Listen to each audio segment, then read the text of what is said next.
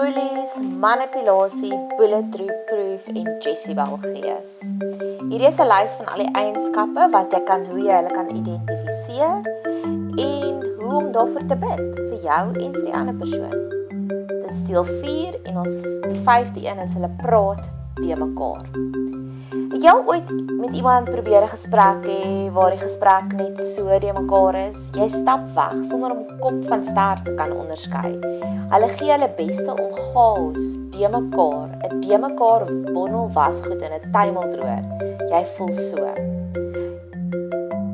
Julle het al konflik oor iets en wanneer jy dit probeer uitpraat, voel dit vir jou asof jy 5 stappe terugvat.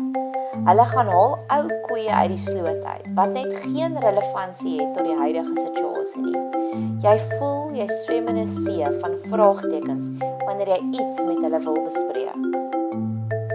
Hulle praat de mekaar sodat die probleem nie opgelos en geadresseer kan word nie. Want solank as wat die probleem nog onopgelos het hulle mag en krag en autoriteit oor jou. Onthou, dis 'n magspel.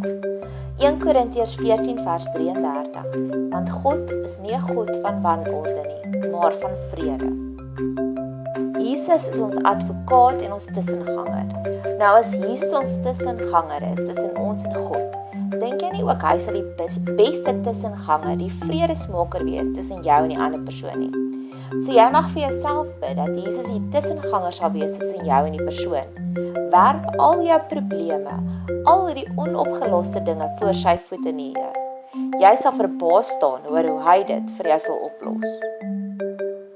Want meeste gevalle met 'n goed gevestigde Jezebel demoon is dit amper onmoontlik om op 'n vleeslike wyse dinge uit te sorteer. So laat dit nou in die gees uitgesorteer word. Hierdie prentjie verduidelik dit so goed. Onthou, ons stryd is nie teen vlees en bloed nie. Daar is 'n gees, 'n demoon wat opereer, wat alles in sy mag sal doen om die konflik alive en kicking te hou.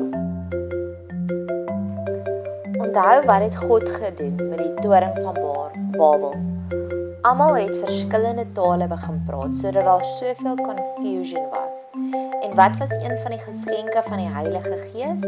Om in tale te kan praat, sodat almal die evangelie in hulle eie taal kon hoor. So mag ons ook bid, dat God die situasies sal kom verander, dat ons nie meer in Babeltaal praat nie, maar dat ons in dieselfde taal sal praat, soos die Heilige Gees dit vir ons gee. Die 6de eienskap, hulle volunteer vir alles. Hulle wil deel wees van alles. Indien daar 'n partytjie gereël moet word by die werk, steek hulle eers hulle hande op. Indien daar 'n present gekoop moet word vir 'n onderwyser, sal hulle doen. Maar daar is 'n verskil. Tussen mense wat dit opreg doen en Jezebel. Jezebel sien net nog 'n geleentheid waar hulle eie ego gestreel kan word. Waar 'n ware dienskneg, 'n ware servant, doen dit uit liefde. Johannes 13 vers 4. As ek dan, die Here en Meester, julle voete gewas het, is julle ook verplig om mekaar se voete te was.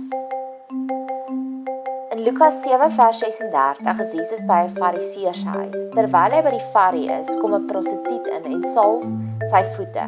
Die Farie is so ontstel want hy het verwag hy sou die shine kry vir die ete.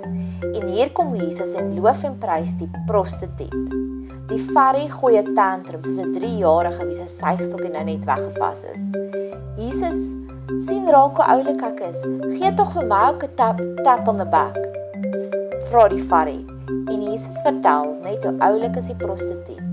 Dis die Jezebel gees wat daar opereer, om dinge te doen soos die Farie, net om 'n attaboy te kry.